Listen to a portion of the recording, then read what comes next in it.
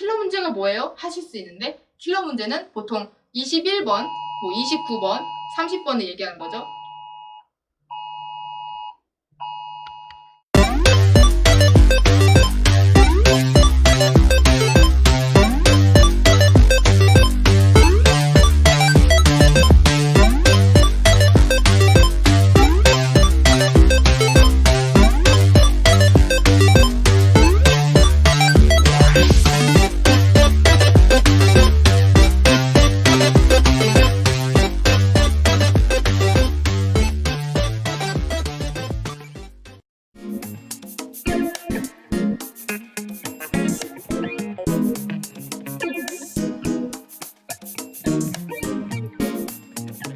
안녕하세요. 저는 평범하지만 특별한 공부법 강의를 맡은 이은서입니다. 먼저 강의 순서는 학과 설명, 그리고 중학교 공부법, 그 다음에 고등학교 공부법, 수능 공부법 이렇게 4가지로 순서 진행하도록 하겠습니다. 먼저 1번은 학과 설명이에요. 제가 몸담고 있는 인문과학 계열은 어떤 학과일까요? 인문과학 계열은 쉽게 얘기해서 1학년 때 다양한 수업을 듣다가 2학년 때 학과생이 되는 거예요. 그래서 순서를 보면 1학년 1학기 때 전공이 아직 없고 이때는 다양한 수업을 들으며 어떤 학과를 갈지 생각을 합니다.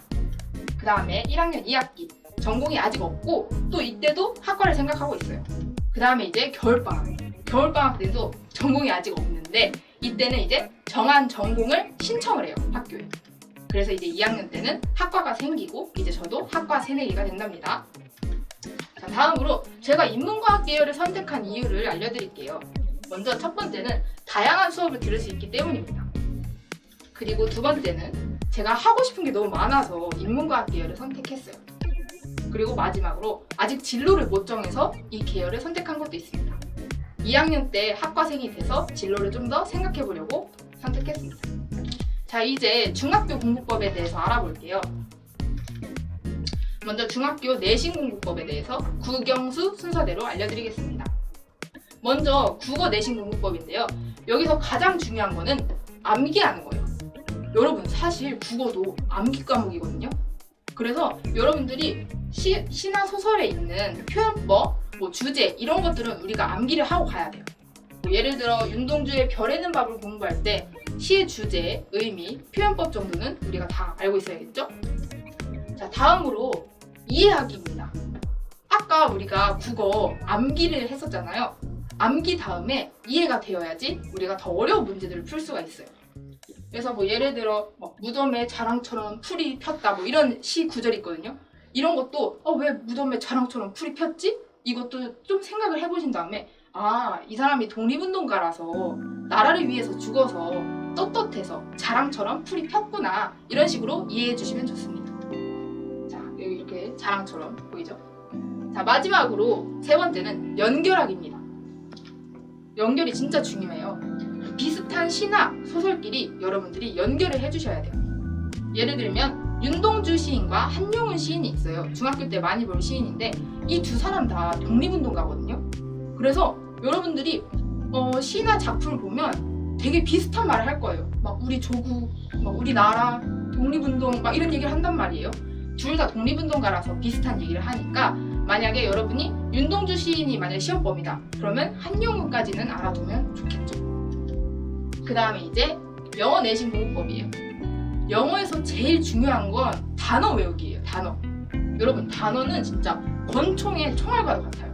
여러분, 총에 총알이 많으면 많을수록 좋겠죠? 그것처럼 여러분이 단어를 많이 외우면 외울수록 좋습니다.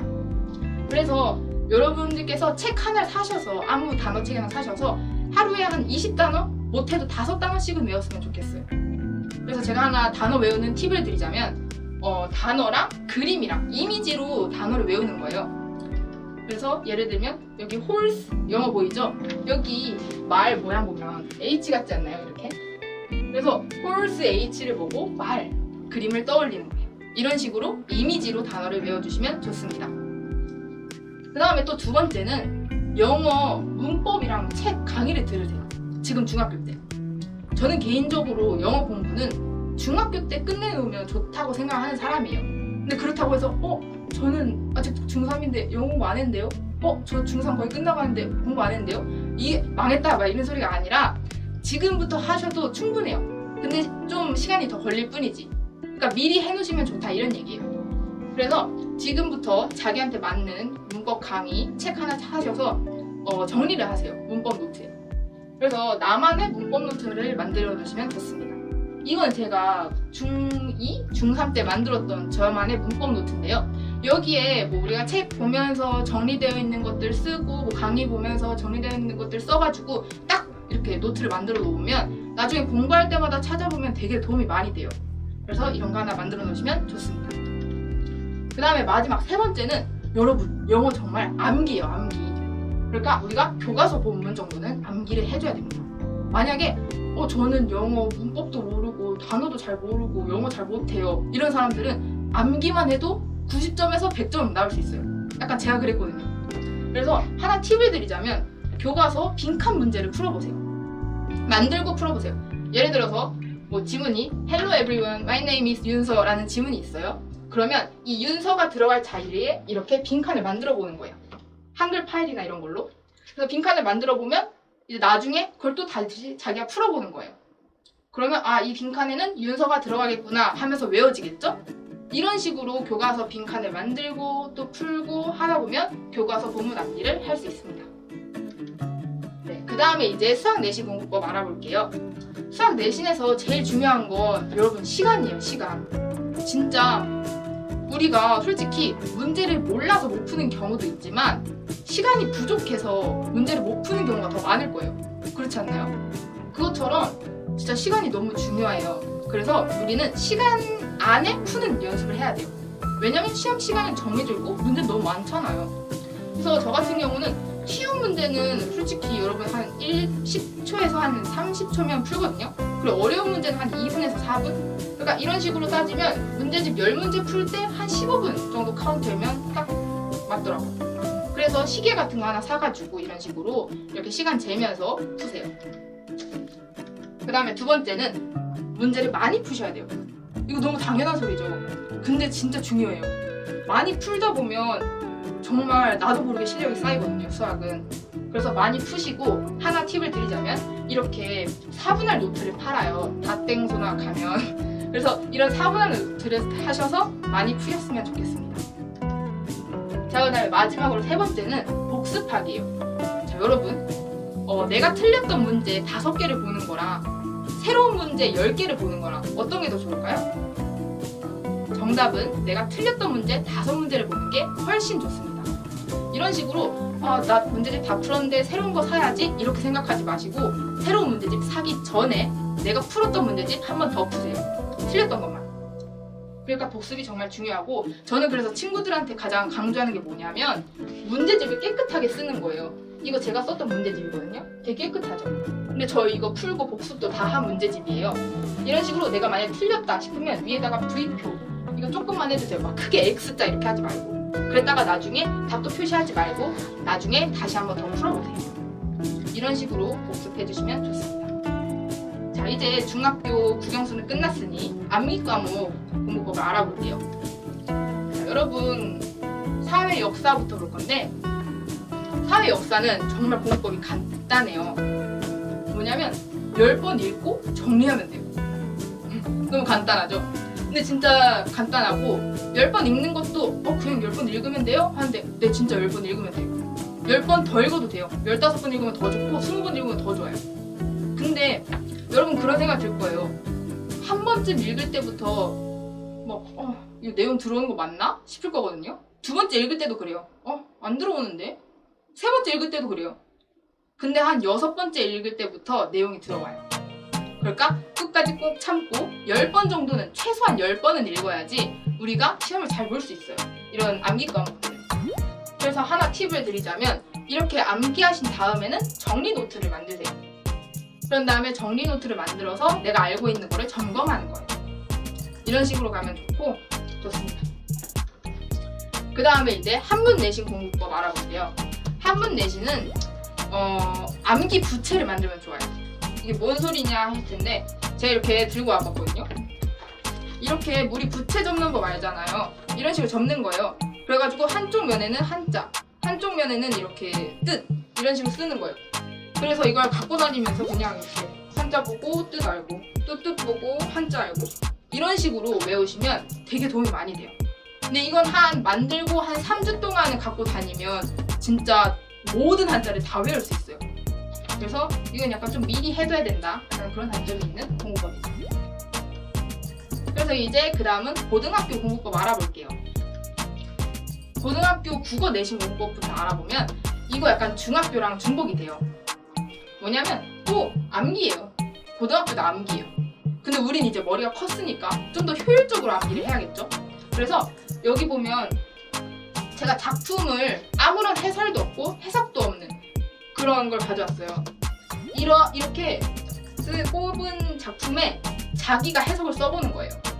수업 시간에 들었던 뭐 표현법, 이건 무슨 표현법이네 해가지고 그 위에다 적는 거예요. 그러면서 내가 이 표현법을 기억하고 있구나, 이건 모르구나, 이런 걸 점검하는 거예요. 이런 식으로 효율적인 암기를 하시면 좋습니다. 그 다음엔 또 이해예요. 아까도 이해가 중요하다 말했죠? 고등학교도 이해가 중요합니다. 어려운 거 풀려면. 그 다음엔 또 연결. 여기선 약간 연결의 의미가 좀 달라져요. 이제 수능이나 내신 시험이나 고등학교쯤 되면 표현법에 집중해서 많이 나와요. 그래서 표현법이 비슷한 것끼리 우리가 다 알아놔야 되거든요. 저 같은 경우는 이렇게 추상적 관념의 구체화란 개념이 많이 쓰인 작품들을 쭈루룩 정리해가지고 한 15개 정리해가지고 프린트를 만들었어요. 그래서 제가 가르치는 친구한테도 주고 제가 그걸 보면서 공부하기도 하고 그랬거든요. 그런 식으로 한번 정리를 해보시면 되게 도움이 많이 됩니다. 그 다음에 이제 영어 내신 공부법이에요. 영어는 또 암기예요, 여러분. 고등학교 영어는 진짜 암기거든요. 왜냐면 애들이 다 어느 정도 실력이 다 똑같아요, 고등학교쯤 되면. 그래서 이제 얼마나 더 짧은 시간에 많은 양을 외우느냐, 이 싸움이 되거든요. 그래서 암기하는 팁을 하나 드릴 건데, 이거는 저 수능 지문 하나 가져온 거거든요. 수능 지문을 쉽게 외우는 방법인데, 그냥 한글로 스토리보드 적듯이 이야기 적듯이 쭉 쓰는 거예요. 이런 흐름으로 갔었지, 이 지문은 이 흐름으로 갔었지, 이렇게 쭉 적어보세요. 그러면 이제 이 흐름도 기억이 나고 지문의 주제도 기억이 나면서 이제 좋은 암기를 할 수 있습니다. 그 다음에 이제 또 수학 내신 공부법이에요. 여러분, 내신 시험에서 수학은 기출이 진짜 중요해요. 고등학교는 더. 약간 고등학교 선생님들은 좀 문제를 똑같은 걸 또 내시는 경우가 굉장히 많거든요. 여러분도 아실 거예요. 그래서 저는 약간 전년도 기출 문제 같은 걸 모아놨다가 나중에 그때그때 풀어보고 시험 전날에 풀어보고 해요. 그 다음에 또 중요한 건 복습이에요. 이제 고등학교쯤 되셨으면 복습인데 오답 노트를 만드시는 게 좋아요. 그래서 내가 이 문제를 풀었는데 이 문제가 틀렸었지, 이런 식으로 복습하시면 좋습니다. 다음은 이제 수능 공부법 알아볼게요. 자, 수능 국영수 차례대로 갈 거고요. 자, 수능은 화작문 공부법을 알아볼게요. 여러분, 수능 국어는 어떤 순서로 풀면 좋냐면 화작문, 문학, 비문학 순서대로 풀면 정말 좋아요. 그래서 지금 설명도 그 순서대로 할 건데, 먼저 화작문 풀 때는 여러분 문법 노트를 만드세요. 솔직히 화작은 뭐 공부 방법 이런 것보다 많이 풀면 되는 파트예요. 근데 문법은 여러분이 문법 노트를 만들어서 정리를 해야 들어오는 파트예요. 그래서 꼭 수능 전까지 문법 노트, 나만의 문법 노트 한 권 정도는 딱 만들어야 됩니다. 그래서 하나 팁을 드리자면, 문제집 정리 파트랑 기출문제에서 나온 문법 개념들이 있을 거예요. 그래서 이 개념을 정리를 해서 나만의 문법 노트에 다 넣어 놓으시면 좋습니다. 그 다음에 두 번째는 화작문. 화작문은 여러분 15분에 끝내셔야 돼요. 왜냐면 문학이랑 비문학 파트가 화작문보다 훨씬 어렵잖아요. 그래서 우리가 시간을 훨씬 더 많이 쓴단 말이에요. 그래서 무조건 이 파트는 15분 동안 끝내야 된다, 약간 이런 마음으로 생각하시고 푸셔야 됩니다. 그래서 화작 6분, 문법 9분 이런 식으로 풀면 딱 좋아요. 그 다음에 이제 문학 공부법인데, 여러분 문학은 문제부터 보셔야 돼요. 문제. 왜 그러냐면 문제부터 봐야지 이 문제가 쉽구나, 이 문제가 어렵구나 하면서 순서를 우리가 매길 수 있거든요. 그리고 순서를 매기고 그 순서대로 풀면 훨씬 쉽게 풀 수 있어요. 그래서 하나 팁을 드리자면, 보기 문제는 힌트예요. 힌트. 완전 그냥 주는 문제. 그래서 무조건 보기 문제부터 푸셔야 돼요. 제가 문제 하나 만들어 갖고 왔거든요. 이거 보기 문제예요. 근데 또 보면 보기 내용 한번 읽어볼게요. 보기를 참고하여 가를 감상한 내용으로 알맞지 않은 것은. 보기. 나는 그를 붙잡을 수 없었다. 그는 머리카락을 흩날리며 내게서 점점 멀어갈 뿐이었다. 그때 나는 나의 소심한 성격을 처음으로 원망했다. 이런 식으로 써있죠? 자, 해설. 보기와 가의 화자는 모두 사랑에 대한 자신의 소심함을 원망하고 있다. 가의 화자는 때때로 재회를 소망한다. 이렇게 나와있죠? 자, 그 다음에 선지를 보는 거예요. 자, 보기와 가의 주제는 사랑이고 하는데 사랑, 아까 여기서도 나왔고 여기서 나왔죠. 두 개 맞는다니까 얘는 맞는다. 그리고 또 2번 절망에 대한 얘기는 아직 안 나왔어요. 여기 어디에도. 그러니까 여기는 아직 넘어가고. 3번 보기의 화자처럼 소심하고. 이제 소심함 나와 있잖아요. 이건 맞는 선지. 그 다음에 원망하는 거 똑같죠? 그러니까 이것도 맞는 선지. 자, 5번 재회를 소망하는 거. 재회를 소망한다. 그대로 주잖아요, 문제에서. 그래서 답은 2번이 되겠죠. 이런 식으로 보기 문제는 정말 다 주는 문제이기 때문에 무조건 이것부터 푸셔야 돼요. 자, 그 다음에 2번 시간 단축하셔야 돼요. 문학은 정말 쉬운 문제거든요. 그래서 45문제에서 주어진 시간이 80분이잖아요. 그래서 우리가 문학 짧은 시는 한 1분이면 풀거든요. 정말 많이 연습이 되면. 그래도 아직 여러분 어려울 테니까 한 2분 정도 친다 치면 긴 소설도 한 5분, 4분 정도에 푸셔야 돼요. 그래서 하나 팁을 드리자면 왔다 갔다 하셔야 돼요. 왔다 갔다? 이게 무슨 소리야? 할 수 있어요. 그래서 제가 또 가져왔어요. 자, 아까 봤던 문제예요. 근데 이제 왔다 갔다 하는 방법을 좀 알려드릴게요. 자, 보기도 똑같고 해설도 똑같고 선지도 똑같아요. 근데 제가 가 내용을 이렇게 가져왔어요. 자, 가부터 읽어볼게요. 나는 왜 이렇게 소심할까? 붙잡지도 못하고 떠나보낸 그 사람, 유순하던 내 성격을 처음으로 원망했네. 언제나 만날 수 있을까? 다시 만날 그날을 기다리며 잠이 들었네. 이런 가라는 시가 있어요. 근데 여기 볼게요. 자, 1번 문제는 맞는 선지예요. 왜냐면 모두 사랑에 대해 소망하는 소설이다 이렇게 나와 있으니까 1번은 맞는 선지겠죠? 그 다음에 보세요.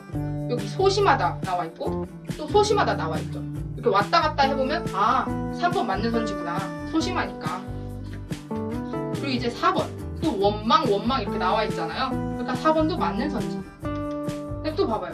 다시 만날 그날을 기다리며 하니까 재회를 소망하고 있죠? 저기도 재회를 소망한다고 돼 있고 그러니까 5번 맞는 선지구나. 근데 절망이란 말은 아직 없어요. 그래서 2번 틀린 선지. 이런 식으로 여기서 왔다 갔다 이렇게 하시면서 문제를 푸시면 시간을 훨씬 단축할 수 있습니다. 그러니까 절대 지문부터 보지 말란 소리예요. 자, 그 다음은 이제 3번 연계를 대비하셔야 돼요. 이제 우리가 수능 공부를 하는 거잖아요. 근데 수능은 연계를 너무 좋아해요.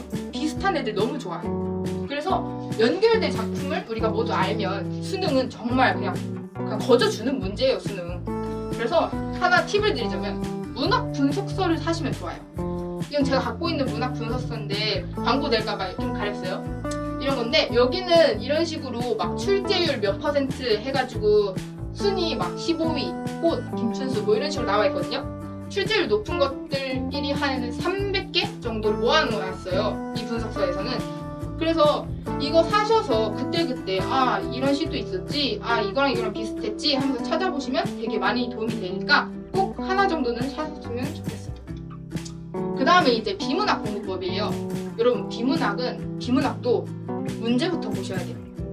문제부터 보고 풀이 순서를 정해야지 시간을 단축할 수가 있어요. 근데 예시로 팁을 하나 드리면 무조건 단어 뜻 문제부터 푸세요. 이게 무조건 1번이에요. 왜냐면 이거는 지문을 안 읽어도 풀 수 있는 문제거든요. 우리 한국이니까 맥락상 다 할 수 있는 문제예요, 이거는. 그러니까 무조건 1분 컷 할 수 있으니까 이것부터 푸세요. 그래서 이런 문제 있잖아요. 제가 예시로 가져왔거든요. 이런 거 꼭 먼저 푸시길 바랍니다. 그 다음에 2번으로는 문제랑 지문을 연결하면서 푸는 거예요. 아까 제가 문학에서 왔다 갔다 하라고 말씀드렸죠. 이것도 똑같아요. 그래서 문제 속에 답이 있으니까 문제랑 지문이랑 왔다 갔다 하시란 얘기예요. 그래서 또 예를 들면 자, 지문은 뭐 사무규칙 어쩌고저쩌고 하고 있죠. 근데 문제, 자, 사무규칙에 대해 적절치 않은 것은 문제를 보니까 지문이 사무규칙에 대한 거구나 알 수 있어요. 그냥 볼게요. 자, 5번에 보면 규칙은 구성원의 동의를 전제로 한다 라고 나와 있는데 여기 지문에 이렇게 있죠. 이제 이게 틀린 그림 찾기예요. 이거랑 다른가 틀린가, 맞는가 틀린가를 보는 문제죠. 그래서 5번은 똑같으니까 맞고, 그 다음에 또 3번 규칙은 헌법에 근거한 것이어야 한다. 근데 여기도 이렇게 나와 있죠. 그러니까 똑같아요. 이거 맞는 선지겠죠. 그리고 또 사무규칙과 행정규칙은 서로 다르다. 근데 명백히 구분된다 나와 있으니까 또 3번 맞는 선지. 그리고 1번 사무 처리 절차에 대한 어긋나면 법률에 제재받을 수 있다. 여기 또 사무규칙을 위배할 시에 법률에 제재받을 수 있다. 똑같죠. 그 다음에 이제 2번 법률의 제재 정도는 회사 권한이다 라고 나와 있는데 여기는 회사 권한으로 바꾸거나 회피할 수 없다 라고 나와 있으니까 내용이 다르죠. 틀린 그림이죠. 그러니까 2번이 틀린 문제. 이런 식으로 왔다 갔다 하시면서 푸는 게 좋습니다. 그 다음에 수능 영어 알아볼게요. 여러분 수능 영어는 연계가 진짜 중요해요. 연계율 별로 안 높잖아 하실 수 있는데 내가 아는 지문이 문제에 나오는 건 생각보다 큰 힘을 갖거든요. 왜냐면 익숙해지니까 사람이 긴장을 덜 하고 문제도 다른 문제들도 쉽게 보이는 효과가 있어요. 그래서 연계가 가장 중요하니까 여러분 갖고 있는 EBS 수능 특강, 수능 완성에 있는 지문들 다 주제, 흐름, 좀 중요한 문법 이런 거는 좀 알고 계셔야 돼요. 그래서 팁 하나 드리면 지문 안 바뀌어요. 그러니까 아까 우리 고등학교 공부법 할 때 이제 지문 흐름 한글로 쭉 써보라 했잖아요. 여기서도 그렇게 해보세요. 그렇게 해서 정리하세요. 노트를 만들든지 해가지고 정리하시면 정말 큰 도움이 될 겁니다. 그 다음에 이제 수학 공부법이에요. 여러분 수학은 기출이 진짜 중요해요. 기출. 진짜 기출은 미니 수능 이런 느낌이에요. 그러니까 항상 기출문제 30문제를 100분 안에 푸는 연습을 항상 하세요. 몇 년도든 상관이 없어요. 그러니까 많이 풀어보시고 시간 재면서 꼭 푸세요. 그래서 하나 팁을 드리면 추천 사이트 이제 EBS 기출문제 다운로드란 사이트가 있거든요. 이거 무료로 다운할 수 있는 사이트예요. 그래서 여기서 문제도 다운로드 받으시고 또 이제 해설 강의도 보시고 해설도 보시면 도움이 많이 됩니다. 네, 다음은 킬러 문제인데요. 여러분 킬러 문제는 오답 노트가 진짜 중요해요. 여기서 이러실 수 있어요. 킬러 문제가 뭐예요? 저는 그거 모르는데 하실 수 있는데 킬러 문제는 보통 어려운 문제 있잖아요. 푸는데 막 30분, 40분 걸리는 21번, 29번, 30번 이런 거 얘기하거든요. 그래서 이런 거 위해서는 오답 노트 만드시는 게 좋고 하나 팁을 드리자면 킬러 문제는 하루에 한 2-3문제씩 푸셨으면 좋겠어요. 그래서 무슨 소리냐면 우리가 수학을 공부하려면 제일 중요한 게 감을 잃지 않는 거예요. 그래서 이런 어려운 문제를 하루에 2-3문제씩 풀면서 감을 잃지 않게끔 이렇게 유지해 주는 것이 좋습니다. 자, 이제 고등학교 탐구, 수능 탐구 공부법을 알아볼게요. 순서는 수능 사탐, 그리고 역사 이런 식으로 할게요. 자, 사탐 공부법은 1번 노트 정리를 하는 거예요. 사탐은 진짜 나만의 노트가 되게 중요하거든요. 그래서 하나 팁을 드리자면 문제집에 사탐 정리 파트가 쭉 있을 거예요. 그거를 노트에다가 쭉 베껴 쓰세요. 그런 다음에 여기서 끝나는 게 아니라 기출 문제를 풀면서 거기서 내가 몰랐던 개념들 있잖아요. 그걸 이제 노트에 또 적으세요. 그런 식으로 해서 나만의 사탐 노트 딱 수능 전까지 딱 만들어서 수능 때 딱 보고 그러면 아주 좋아요. 제가 만들었던 사탐 노트 예시고요. 그 다음은 이제 역사예요. 여러분 역사는 흐름이 진짜 중요하거든요. 그래서 예를 들어서 한강 유역이 역사에서 되게 중요하잖아요. 그래서 이 한강을 누가 언제 가졌는지 이런 흐름을 아는 거예요. 4세기 백제, 5세기 고구려, 6세기 신라 이런 식으로 흐름을 아시고 또 하나 팁을 드리자면 역사 노래가 유튜브에 찾아보면 조금씩 있어요. 그래서 그런 걸 듣는 것도 꽤 도움이 되거든요. 저도 하나 지금까지 외워두고 있는 노래가 있는데 하나 있어요. 그래서 막 청동기 시대에 반달돌칼 썼었고 변홍사를 시작했지 막 이런 노래 있는데 그걸 노래를 알아보면 수능 때 도움이 됩니다. 그래서 좀 많이 들으셨으면 좋겠어요. 그 다음에 마지막으로 저의 이야기를 한번 해볼까 해요. 저는 원래 피아노 전공을 하려고 했었어요. 그래서 공부는 생각도 안 했었고 그러다가 좀 그게 피아노가 잘 안 됐거든요. 잘 안 돼서 그래서 공부를 되게 늦게 시작했어요. 한 중2, 중3 그래서 어떻게 공부해야 되지? 이런 생각이 많았죠. 근데 그러다가 이제 중학교 2학년 후반 거의 중3 때 중학교 선생님이 저한테 그러시는 거예요. 너는 국어를 참 잘한다. 그래서 내가 국어를 잘한다고? 이런 생각이 들면서 이제 공부 좀 해볼까? 라는 생각이 들었어요. 그 다음에 이제 나 국어 잘하는구나 하다 보니까 막 공부도 잘하고 싶어지고 열심히 하는 거예요. 그러다 보니까 성적도 오르고 그래서 항상 즐겁게 공부를 했던 시기가 있었습니다. 근데 그 다음 고등학교 입학해서 첫 시험을 치렀는데 완전 대차게 말아먹었어요. 왜냐면 중학교랑 고등학교 공부는 좀 달랐거든요. 그걸 몰랐던 거죠. 그래서 이때 좀 많이 힘들었던 것 같아요. 그런 다음에 이제 좀 다시 열심히 해봐야겠다라는 생각이 들었어요. 그래서 다시 열심히 했더니 이런 공부법이 있었구나. 아까 제가 설명드린 고등학교 공부법 있잖아요. 그런 공부법이 있는 걸 찾고 나서 또 다시 성적도 오르고 다시 공부가 즐거워졌어요. 그런 다음에 이제 수능 공부를 했었고 수능 당일날 이제 너무 떨려서 막 청심환도 먹고 막 잠도 못 자고 막 그랬거든요. 그리고 막 수학 풀 때는 정말 나 너무 집에 가고 싶은데 울고 싶은데 막 이런 마음이 들면서 수능을 봤어요.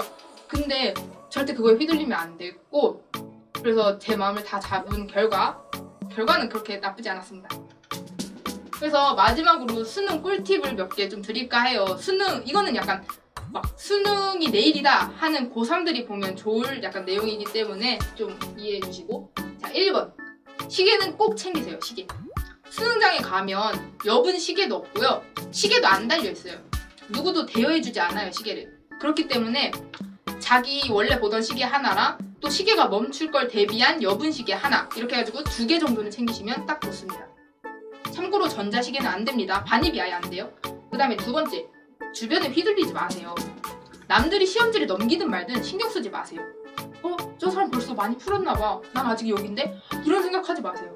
나만의 스피드가 있고 나만의 풀이가 다 있으니까 절대 휘둘리지 말고 자기 거 푸세요. 자, 마지막 3번째. 마지막 아니고 국어 감을 살려놓으세요. 그 수능 20분 전 국어는 1교시잖아요. 1교시. 그러니까 우리가 막 전날에 막 긴장돼가지고 막 잠자고 막 아직 뇌가 몽롱한 상태예요. 수능 1교시는. 근데 우리가 뇌를 깨워놔야 돼요. 그래서 한 20분 전에 국어 우리가 아는 지문, 쉬운 지문 있잖아요. 괜히 어려운 거 풀지 말고 쉬운 지문 풀면서 내가 알던 거 풀면서 이런 식으로 국어 풀었었지, 이 순서로 풀었었지 한번 점검하세요. 그 다음에 4번째, 마킹 시간 충분히 남겨놓으세요. 여러분들 마킹은 뭐 마지막 1분 정도에 하면 되지.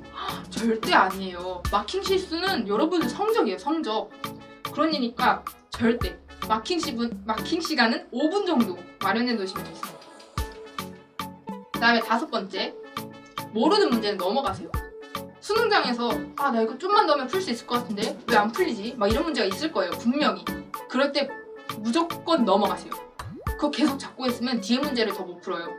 그거 끽해야 뭐 3점, 4점 이럴 텐데 그거 잡고 있느라 나머지 30점 놓칠 거예요? 안 돼요. 무조건 넘어가세요. 그런 다음에 6번, 긴장하지 마세요. 여러분은 충분히 잘해왔고 수능에서도 잘할 거예요. 그러니까 긴장하지 마시고 편안하게 수능 보세요. 그 다음에 이거는 전반적인 공부 꿀팁이에요. 이거 그냥 전반적인 공부 꿀팁이니까 그냥 편하게 들으시면 돼요. 자, 1번, 타이머를 사세요. 여러분, 타이머는 정말 활용이 많이 되거든요. 뭐 내가 공부 시간을 잴 때도 필요하고 뭐 아까 말씀드렸잖아요. 수학은 시간 재면서 풀라고. 그거 할 때도 필요해요. 그래서 동기부여용으로도 되게 좋으니까 타이머 사세요. 그 다음에 2번째, 시험 문제는 항상 모아놓으세요. 그러니까 시험 전에 자기가 그동안 풀었던 시험지들을 다 훑어보면서 내가 이 문제를 틀리구나, 이 문제를 틀렸었지 하면서 보면 실수를 예방하는데 되게 큰 도움이 돼요. 그러니까 시험지 꼭 모아놓으세요. 그 다음에 3번째, 여러분 플래너 쓰세요. 플래너는 시간을 효율적으로 잘 쓰려면 가장 필요한 거예요. 특히 고3 때 더더욱 필요해요.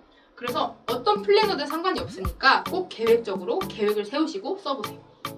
자, 마지막 4번째, 무조건 싫어하는 과목부터 공부를 하세요. 저 같은 경우는 사실 플래너를 쓰라고 말씀을 드렸지만 플래너를 잘 못 쓰는 사람이에요. 그래서 전 플래너를 안 썼거든요. 근데 그 대신 항상 싫어하는 과목부터 공부했어요. 왜냐하면 플래너를 쓰는 사람은 애초에 과목을 골고루 공부할 계획을 세우는데 그렇지 않은 사람은 골고루 공부할 계획이 없기 때문에 내가 좋아하는 공부만 할 수가 있거든요. 그러니까 싫어하는 과목부터 공부를 하시면 골고루 공부하는 데는 큰 도움이 됩니다. 네, 제 공부법은 여기까지였고요. 들어주셔서 감사합니다.